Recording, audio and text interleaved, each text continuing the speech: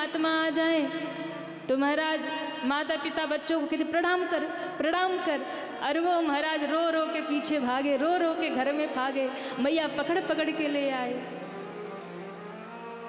बच्चों को प्रणाम करना सिखाइए। और एक बात और है, हम लोग सोचते हैं कि बच्चे को महाराज खूब बढ़िया स्कूल में पढ़ा रहे, बढ़िया महंगे से महंगे स्कूल कॉलेज में भेज दिया, लाखों लाखों हम वहाँ फीस दे रहे हैं, हमको लगता है बच्चा एकदम परफेक्ट योग्य बन के निकल के आएगा। पर ध्यान रखिएगा, कोई भी स्कूल कॉलेज आपके बच्चे को संस्कार नहीं सिखाएगा, वो उनको धन कमाना सिखाएंगे। धन कैसे कमाना है, बिजनेस कैसे करना है, आज की शिक्षा पद्धति उन्हें धन कमाना तो सिखा देगी, पर एक अच्छा मानव बनना तो उन्हें घर में माता पिता ही सिखाएंगे महाराज। जीवन को कैसे जीना है, कैसे जीवन को व्यतीत करना है, जीवन का अनुभव जो है माता पिता ही उन्हें सिखाएंगे। माँ बाप से ही बच्चे हर एक चीज़ सीखते हैं। और सबसे बड़ी बात, माताओं के ऊपर दायित्व ज़्यादा है। यदि बच्चा संस्कार विहीन हो रहा है तो ये माँ का कर्तव्य है कि उसे संस्कारों में ढाले। लेकिन होता उल्टा है, जब तक बच्चा छोटा रहता है, गलतियाँ करता है तो माँ हंसती है, माँ को अच्छा लगता है, माँ कहती है अरे अभी तो बच्चा है, बड़ा होगा तो सुधर जाएगा। पर महाराज गलती वही होती है, बड़ा होके वो और बिगड़ जाता है। और यदि बच्चा संस्कार नहीं पा रहा है, घर में संस्कारित नहीं हो रहा है, तो ये दोष सबसे अधिक माता का ही माना जाता है, क्योंकि माता ही निर्माता होती है, माता ही सृजनकर्ता होती है। माँ चाहे तो अपने बेटे को स्वामी विवेकानंद बना दे, राम बना दे, कृष्ण बना दे, और माँ ही चाहे तो अपने बेटे को रावण बना दे महाराज। इसलिए माँ के ऊपर जिम्मेवारी ज़्यादा है कि वो अपने बच्चों को संस्कारित करे महाराज। और ये तब होगा जब माँ खुद संस्कारित होगी, वो खुद संस्कारित जीवन यापन करेगी। क्योंकि आजकल के बच्चे ना सुनते नहीं हैं। हर घर में यही लोग कहते हैं महाराज बच्चे सुनते नहीं, कोई उपाय बता दो, कोई मंत्र बता दो। अरे बच्चे सुनते नहीं है, बच्चे देखते हैं आपका आचरण, आपका व्यवहार, आप जैसे हो बच्चे वैसे ही बन जाएंगे। इसलिए पहले की जो माताएं होती थी वो निर्माता होती थी, वो निर्माण करती थी एक व्यक्तित्व का, वो निर्माण करती थी एक योग्य व्यक्ति का। पहले की माताएं निर्माता होती थी, सृजनकर्ता होती थी, वो सृजन करती थी, वो निर्माण करती थी। पर आजकल की माताएं तो बस लगता है कि नहीं बच्चा खूब पढ़ लिख जाए और खूब बढ़िया अंग्रेज बन जाए, खूब धन कमा के ले आए, और बड़ी बड़ी उम्मीद रखते हैं बेटा बड़े होके ये करना वो करना, खूब पैसा कमाना। एटीएम मशीन बना दिया बच्चों को महाराज। हाँ, उसके अलावा भी जीवन में कुछ है, हम वो सिखाना भूल गए। इसलिए शास्त्र कहता है कि अगर बच्चा अनपढ़ रह गया, अगर बच्चा पढ़ लिख नहीं पाया, अच्छी शिक्षा अच्छी एजुकेशन नहीं ले पाया, तो ये दोष पिता का है। क्योंकि पिता का उत्तरदायित्व है कि वो उसे अच्छी शिक्षा दे, धन कमा के ले आए, अच्छे से अच्छे स्कूल कॉलेज में भेजे, ये पिता का दायित्व है। तो यदि बच्चा अशिक्षित रह जाता है, ये दोष पिता का है, पर बच्चा यदि संस्कार विहीन हो जाता है तो ये दोष माता का है।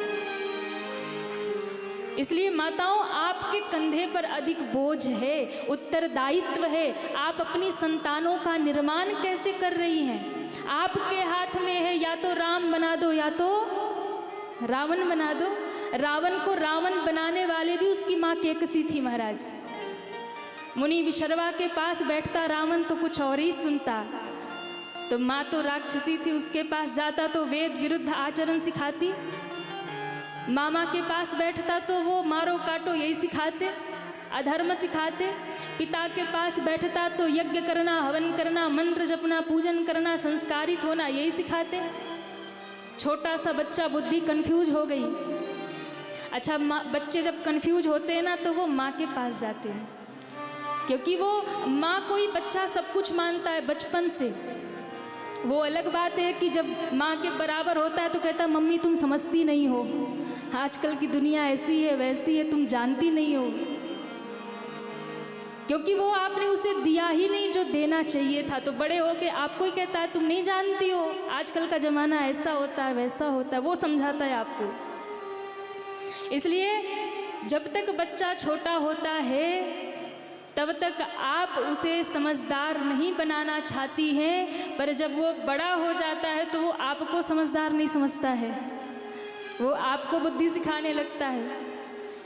रावण कंफ्यूज हो गया और माँ के पास जब रात्रि में गोद में सोया तो कहता है माँ आप मुझे सही मार्ग बताओ।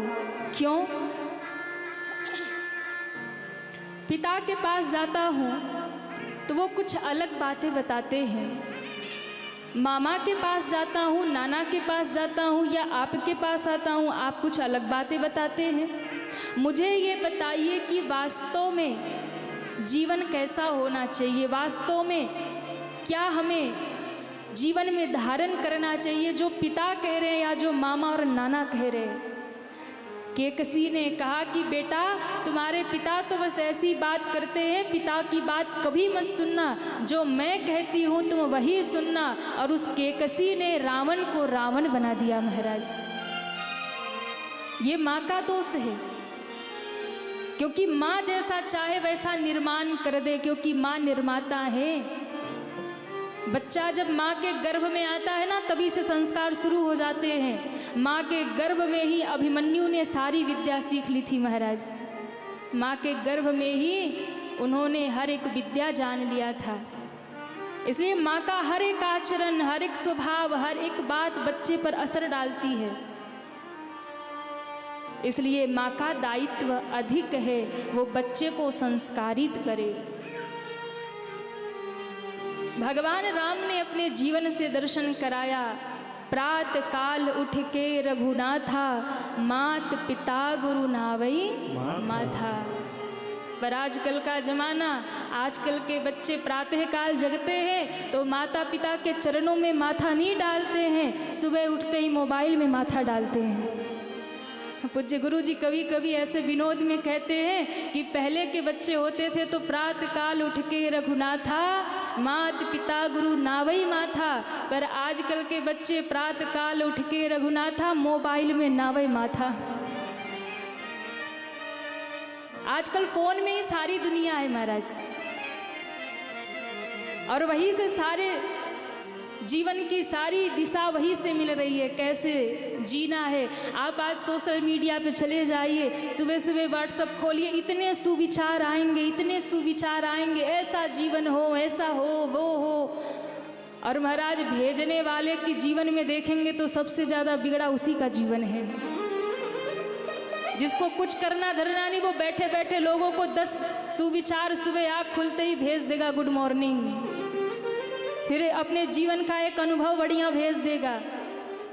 खुद की जिंदगी बिगड़ी पड़ी है और दूसरों को सुविचार भेज रहे हैं। हाँ, ये जमाना हो गया। खुद का जीवन उल्टा चल रहा है और लोगों को सीधी बात सिखा रहे, कड़वा सच है, ये है, वो है। ज्ञान की कोई कहीं कमी नहीं है महाराज, पर जीवन में एक भी नहीं आ रहा है।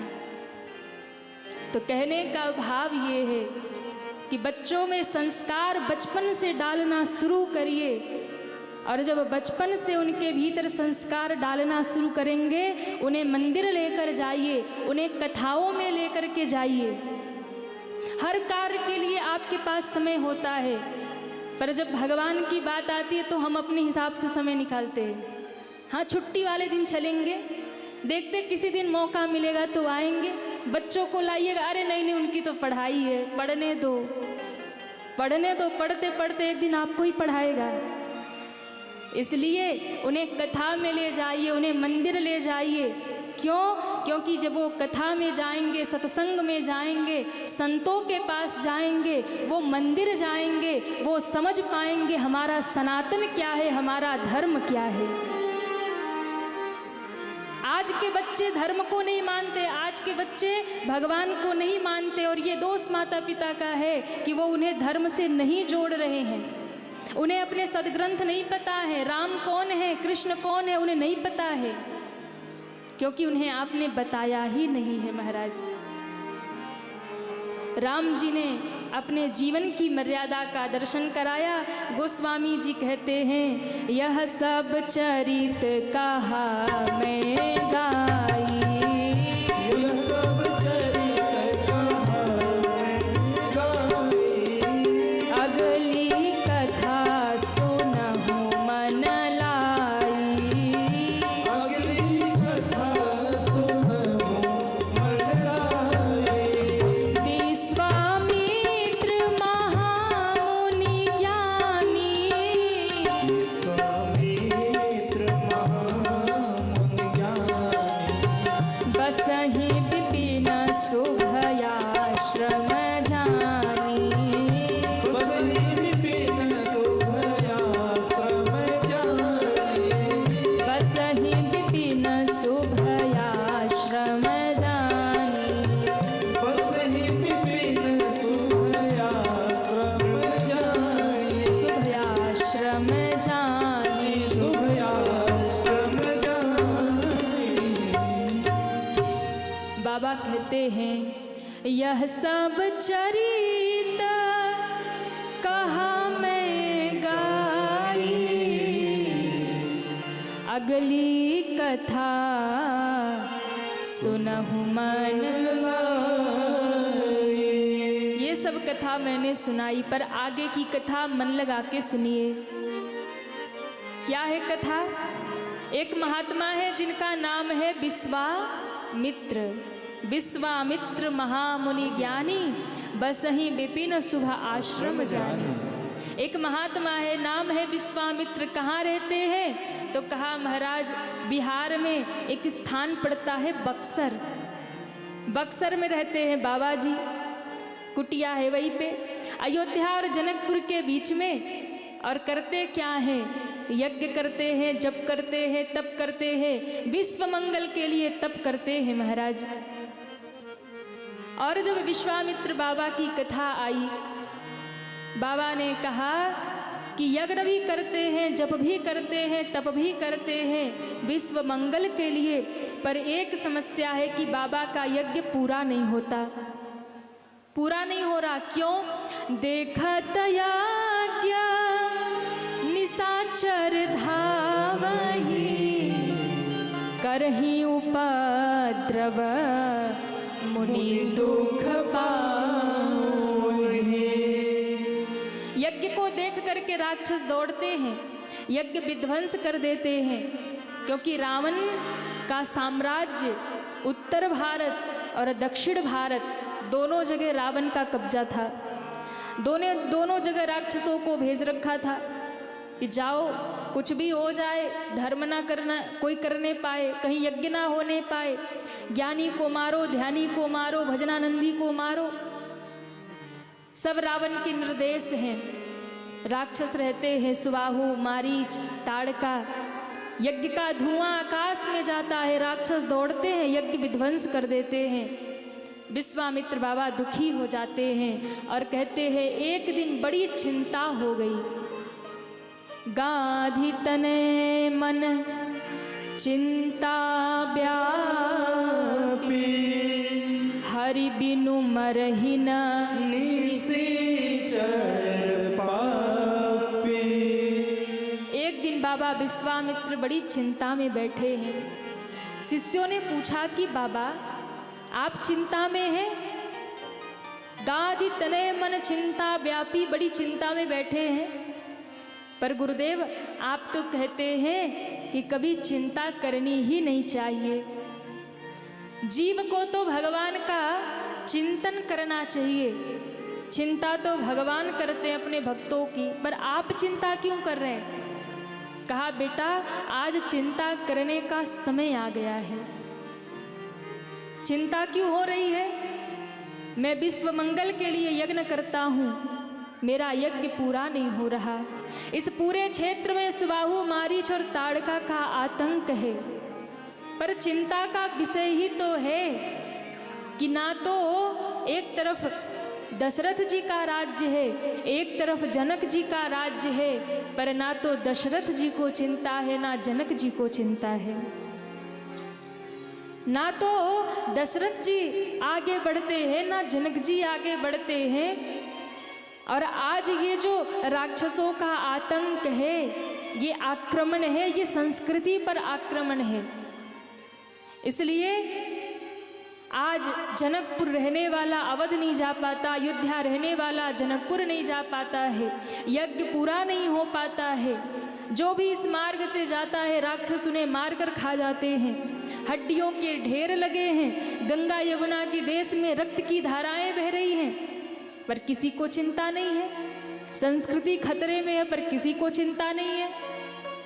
और कहते हैं ना तो किसी राजा को चिंता है ना तो किसी मंत्री को चिंता है। और जब संस्कृति खतरे में आ गई तो भारत के एक साधु को चिंता हो गई महाराज, भारत के एक संत को चिंता हो गई। ये जितने संत महात्मा, ये जितने कथावाचक घूम रहे हैं, क्यों घूम रहे हैं? हम तो फिर भी कह देते हाँ देखो इनका काम है, ये तो कथा ही करेंगे, हम तो अपना काम करते हैं। कहने वाले तो कथावाचकों को भी कह देते हैं, संतों को भी कह देते हैं, पर आप ध्यान रखिएगा आज जितनी भी संस्कृति बची हुई है, आज जितना भी सनातन बचा हुआ है, कहीं न कहीं इन कथावाचकों और संतों की ही देन है महाराज। ये समाज को जगाते रहते, कोई इनकी सुने ना सुने, भले ही 10 में से 1 कहीं सुने, पर ये जगाते रहते हैं, ये सुनाते रहते हैं ताकि अब हमारी संस्कृति बची रहे। वो निरंतर लगे रहते हैं महाराज। पूज्य गुरु जी ने भी एक अभियान चलाया है। हमारी कथाओं का उद्देश्य केवल कथा सुनाना नहीं है। आप कथा सुनोगे, ताली बजाओगे, आनंद लेकर चले जाओगे, पर हमारा ये प्रयास नहीं है कि आप कथा में बैठे ताली बजा लिए, थोड़ा हंस लिए, थोड़ा रो लिए और चले गए। कथा का उद्देश्य ये है कि आज जो हमारी संस्कृति समाप्त हो रही है, संस्कार समाप्त हो रहे, उसे वापस जीवन में कैसे लाया जाए। और सबसे बड़ी बात, परिवार जो टूट रहे हैं, परिवार जो बिखर रहे हैं, उन परिवारों को कैसे जोड़ा जाए। परिवार जो टूट रहे हैं, बिखर रहे हैं, क्योंकि कहीं ना कहीं संस्कारों की कमी आ रही, इसलिए गुरु जी ने अभियान चलाया है, संस्कार लाइए, परिवार बचाइए।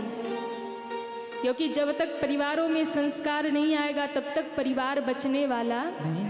खंड खंड हो रहा है परिवार, टूट रहे हैं परिवार, माता पिता अलग हो जा रहे, बच्चे अलग हो जा रहे हैं, किसी से किसी को मतलब नहीं है। और मैंने तो ऐसा भी देखा है कि एक ही घर में माँ बेटा रहते हैं पर बातचीत नहीं होती महाराज, बातचीत नहीं हो रही। कहाँ जा रहे हैं हम? क्या यही हमारी भारत की परंपरा है, यही संस्कृति है? इसलिए संत महात्मा साधु कथावाचक लगे रहते हैं, हमारा घर जुड़ा रहे, हमारी संस्कृति बची रहे, हमारे बच्चे संस्कारित रहे। और जब किसी को चिंता नहीं होती है और भारत की संस्कृति पर आँच आती है तो संत महात्माओं को चिंता होती है महाराज। आज विश्वामित्र महामुनि ज्ञानी बड़े सामर्थ्यवान तपस्वी महात्मा हैं, पर जब संस्कृति पर आँच आई है तो गाधि तनय मन चिंता व्यापी, हरि बिनु मरहि न निश्चर पापी। विश्वामित्र बाबा को चिंता हुई कि भगवान के बिना ये राक्षस मरने वाले नहीं हैं, तो मैं जाऊंगा दशरथ जी के द्वार पर, राम को मांग कर लाऊंगा। शिष्यों ने कहा बाबा संत कभी मांगते नहीं हैं, संत तो देते हैं। समाज इन संतों को क्या दे सकता है? हम संतों को क्या दे सकते हैं बताइए? जिन संतों ने अपना जीवन केवल समाज के कल्याण के लिए, लोगों के कल्याण के लिए अपना जीवन समर्पित कर रखा है, उन संतों को हम क्या दे सकते हैं? कुछ दे सकते हैं? आप 500 1100 चढ़ा के किसी महात्मा के चरण छू लो, तो हमको लगता है कि हाँ बड़ा दान कर लिया। पर ध्यान रखिएगा, जो संत परमार्थी बन करके एक लंगोट पहन करके तपस्या करते हैं, समाज को मार्गदर्शन करते हैं, उन संतों को हम बदले में कुछ नहीं दे सकते हैं। उन संतों को हम कुछ दे ही नहीं सकते हैं। हाँ, अगर कुछ दिया जा सकता है तो वो समाज का जो मार्गदर्शन करते हैं, उनके बताए हुए मार्ग पर चलकर अपनी संस्कृति को बचा लें, तो बस यही उनका सबसे बड़ा उपकार का हमें कुछ देना हो गया। परमार्थी होते हैं संत। इसलिए कहा कि बाबा महात्मा होकर मांगेंगे राजा के दरवाजे पर। कहा बेटा, जब बात धर्म की आए, जब बात संस्कृति की आए, जब बात धर्म की रक्षा की आए, तो यदि मांगना भी पड़े तो गौरव के साथ में झोली फैलाकर मांग लेना चाहिए, इसमें कोई वो नहीं है। मैं जाऊंगा दशरथ जी के दरवाजे राम को मांगने, और निकल गए।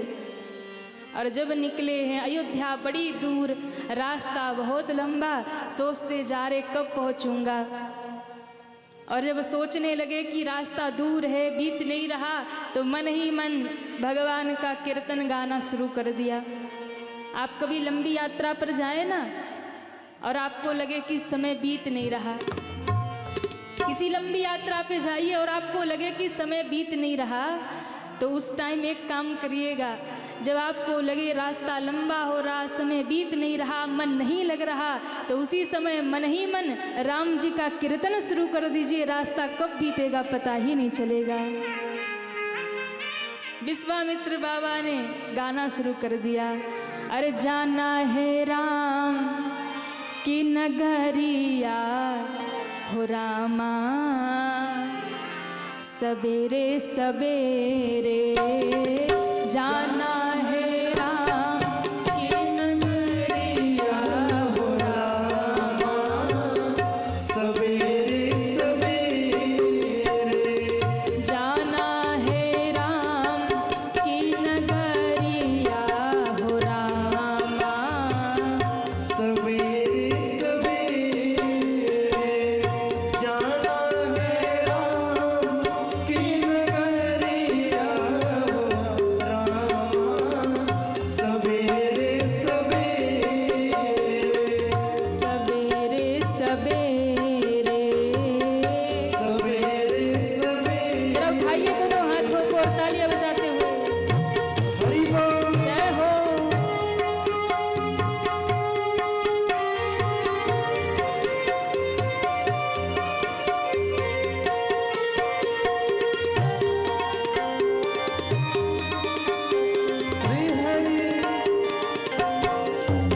ओहो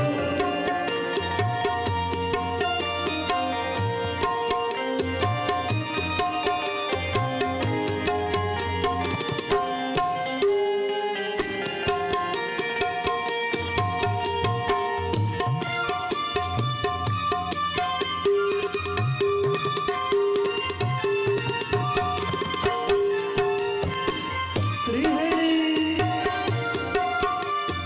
जय हो।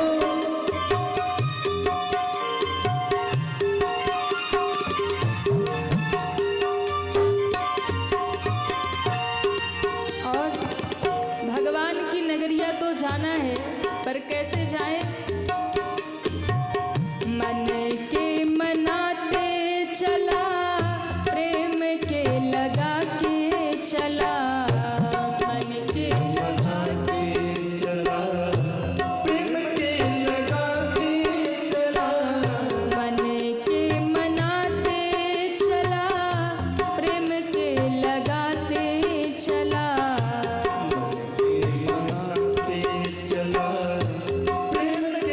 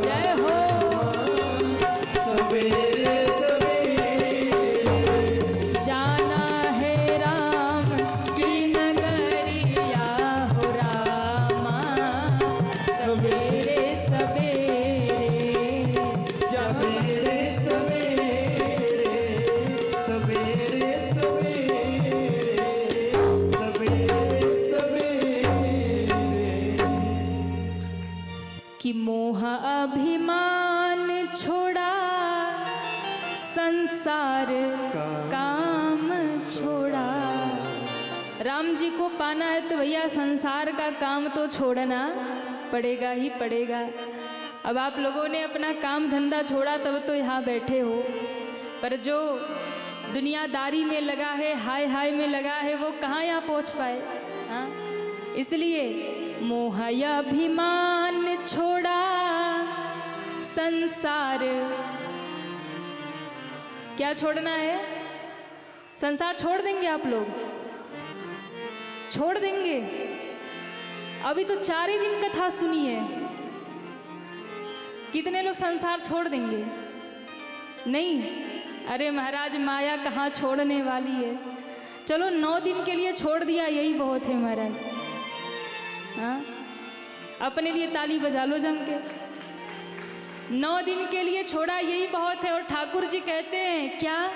एक घड़ी आधी घड़ी, आधी में पुनियाध। तुम दुनिया के काम करते करते यदि मेरे लिए 1 मिनट भी निकाल लेते हो तो मैं उतने में ही प्रसन्न हो जाता हूँ। ये भगवान के वाक्य हैं। इसलिए आपने तो 9 दिन निकाला है, पर जो नहीं आए, मोह अभिमान छोड़ा संसार, अरे तब ली है राम जी खबरिया, हो रामा सवेरे कि जाना है राम की नगरी। एक दिन तो भैया उन राम की नगरिया हम सबको ही जाना है, सबको ही जाना है। तो क्या करेंगे? बस उनको याद करते रहिए और नाम लेते रहिए। अरे जाना है राम, जय हो सवेरे, जाना है राम सवेरे सवेरे सवेरे। बोले राघवेंद्र सरकार की जय हो। विश्वामित्र बाबा पहुंच गए दशरथ जी के दरवाजे पे और दशरथ जी ने बड़ा स्वागत किया, आसन पे बिठाया। महाराज कैसे पधारना हुआ? तब कहा है, असुर समूह सतावई मोही, मैं जाचन आयऊ नृप। मैं आपके पास कुछ मांगने आया हूँ। दशरथ जी ने कहा क्या चाहिए? तब कहा, अनुज समेत देहु रघुनाथ, निश्चर बध में हो बसना। विश्वामित्र बाबा कहते हैं, बिना रघुनाथ के मैं अनाथ हूँ, इसलिए यदि रघुनाथ जी मिल जाएंगे तो हम सनाथ हो जाएंगे। तो दशरथ जी हमें राम दे दीजिए। दशरथ जी एकदम रो पड़े, अरे बाबा आपने विचार करके नहीं मांगा। चौथे पन पायों सुत चारी, विप्र बचन नहीं कह्यों विचारी। तनिक विचार तो करते ना। चौथे पन में 4 बेटे हुए। बोले महाराज हम तो राम को मांगने आए, इसलिए राम लक्ष्मण हमें चाहिए। अब ये बात सुनी तो दशरथ जी दौड़े दौड़े गुरु जी के पास गए। बोले गुरु जी बड़ी समस्या है, हमने वचन दे दिया और बाबा जी राम को मांग रहे हैं। कहा दे दो, राम को मांग रहे हैं। बोले महाराज कैसे दे दूँ, ऐसे कैसे राम को दे दूँ? अब देखिए विश्वामित्र बाबा और वशिष्ठ जी की बड़ी कट्टर दुश्मनी है और ये इनके शिष्य हैं दशरथ जी, और राम को ये मांगने आए हैं। अब दुश्मन के चेला हैं। अगर यहाँ पर विश्वामित्र बाबा को राम को देने से वशिष्ठ जी मना करते कि राजन मत देना, तो कुछ भी हो जाए गुरु की आज्ञा का पालन दशरथ जी करते, राम को नहीं देते। पर वशिष्ठ जी ने कहा कि राजन यदि एक महात्मा कुछ मांगने आए हैं तो उन्हें देना चाहिए, यदि वो राम को मांगते हैं दे दो। और यहाँ बहुत समझने की बात है महाराज, बहुत समझने की बात है। क्या? आपस में कितना भी बैर हो, आपस में कितनी भी कट्टरता हो, आपस में कितने भी झगड़े हो, आपस में कितने भी मनमुटाव हो, पर जब बात राष्ट्र की आए, जब बात देश की आए और जब बात अपने धर्म की रक्षा की आए तो हमें एक हो जाना चाहिए। कौन? जय हो। इसलिए यदि आज हिंदू समाज टूट रहा है तो इसीलिए टूट रहा है कि हम तो बस अपने अपने में ही लगे हैं, अपना अपना वर्चस्व बढ़ाने में लगे हैं। इसलिए मैं कहूँगी, जब राष्ट्र की बात आए, धर्म की बात आए, उस समय सबको एक हो जाना चाहिए। कौन छोटा, कौन बड़ा, कौन ऊंचा, कौन नीचा, सब एक हो जाए महाराज। वशिष्ठ जी ने कहा राम को दे दो, पर सरकार गुरुदेव एक बात है, मैं सोचता हूँ राम थोड़ा और बड़ा हो जाए, फिर राम का विवाह हो जाए, फिर बहू घर में आ जाए, फिर राम को जहाँ जाना हो जाए। वशिष्ठ जी ने कहा अच्छा ये